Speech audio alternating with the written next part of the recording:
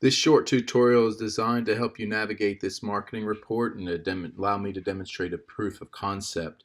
When you land on this home page, you'll see that there's a title and some background information about Western wear and the industry. These are active links. If you click on it, it'll bring you to some additional background information where I conducted a little bit of research. The same thing with this second link. It'll open in a new window. But just a new tab and stay within the same browsing window. Here is the tutorial. Hopefully you've clicked on it. As you scroll down a little further, the last couple items on this home page, these are 3 short advertisements. As we know that Western wear is more than apparel, it's selling a lifestyle.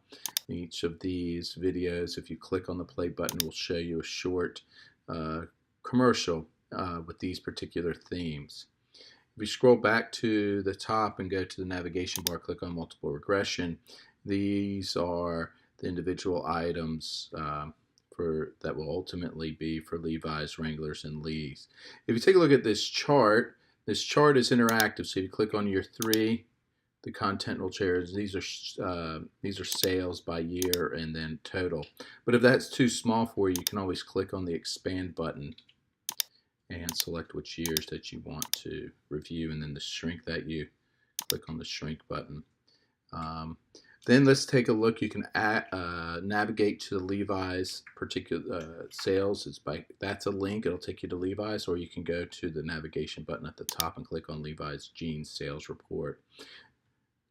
This chart, if you expand, it has multiple pages, so it'll show you this top is predicted versus actual sales in jeans, and then these are this is the difference, and then these are the 2 line plots with the amount of years that we sold. If you click on this to expand, you can also see what it was like for individual years here as well, and then this slide slicer will allow you to change by weeks.